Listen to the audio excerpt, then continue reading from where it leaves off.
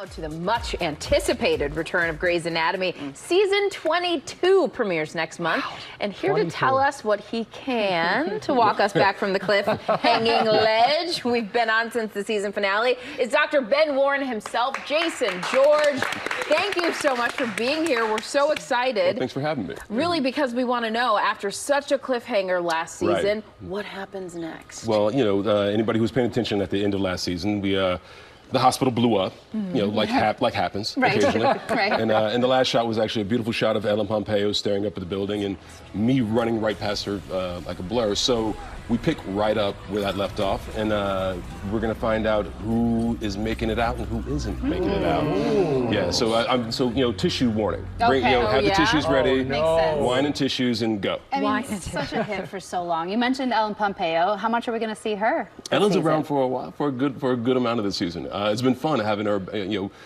in the mix, because you know, it's when the family's around, you want to have everybody home. So Ellen's being there has been a blast. You know what's so cool about this is that Grey's is actually the longest running primetime medical drama. Yeah. Why do you think it strikes that chord after so long? You know, it's crazy. First off, everybody loves a medical drama because everybody understands what it is to be sick and that sort of thing. But the real thing I think is that we figured it out when my daughter started watching the show.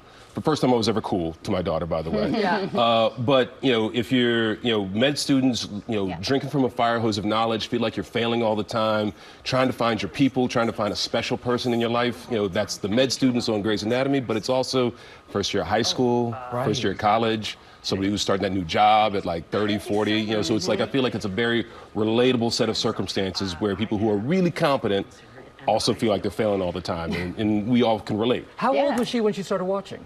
Oh, my daughter, she was starting high school. It was literally, I feel like Grey's has become like required viewing for freshmen. Yes. Give or take a year. Yeah. But basically, the girls are watching it, and cheat code, guys, if you want to be able to talk to the girls, watch some Grey's so you can actually be in the conversation, right? It's so bingeable, and I think that's the beauty is when it came back that way and you were able to watch. But I know my sister was so inspired. She was thinking, I'm going to go to medical school. Like, you really do inspire people that way, but I'm sure that you also have people thinking medicine.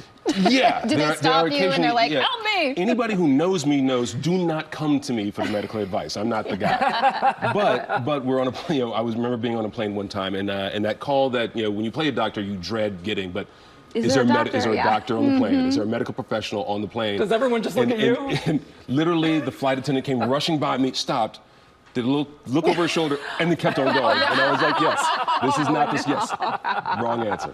So you mentioned your daughter being into the show, which is so great because we were talking about certain shows that are able to connect across generations. Yeah. What did that mean to you to get those cool dad points and to have your daughter be interested in your work? It's, you know what, it was beautiful. The only other time I did this, kids movie. It was like a tweener movie, like back in the day, called Clock Stoppers. And when they were real little, I was Daddy Bad Guy because I was a bad guy in the movie. I was one of the bad guys in the movie, and I was very cool in the preschool set. Yeah. Yes. Everything I did between that and Grey's, nobody cared about. Right. Dad's not cool. And then suddenly, some of their friends were checking. It was like, it was paying attention, and it was all right to have my daughter tell me she was on her third binge watch through the show, and I told her to go outside and get some sun. It was a pandemic, and I was like, okay, you need to get outside. Yeah. You know what I'm wondering with you? You're so chill, you're so confident. What's your morning routine like? It's chill. Okay, I get up in the morning, I relax, I do my Wordle. Do my Wordle first thing in the morning. Do you really? Yeah, and text that to some friends. Get the brain going? On the chain, I wake the brain up a little bit, and then we actually do brunch. My wife and I cook breakfast for ourselves every morning, and the big thing in our house is brunch for our kids. And we have twins that are still in the house. We have seniors in high school, a senior in college, and brunch, it's known amongst all their friends. Like when you stay over at our house, they have friends staying over all the time. Like a half dozen kids will be at our house. We're flipping pancakes, we're throwing eggs out, that sort of thing. It's like, wake everybody up with some food. That's our job. That's I love fantastic. that. Jason, George, you are a pleasure. Thank you so much. I so appreciate you. Thanks for having me. And the new season of Grey's Anatomy premieres October 9th, right here on ABC. Yeah. Right here.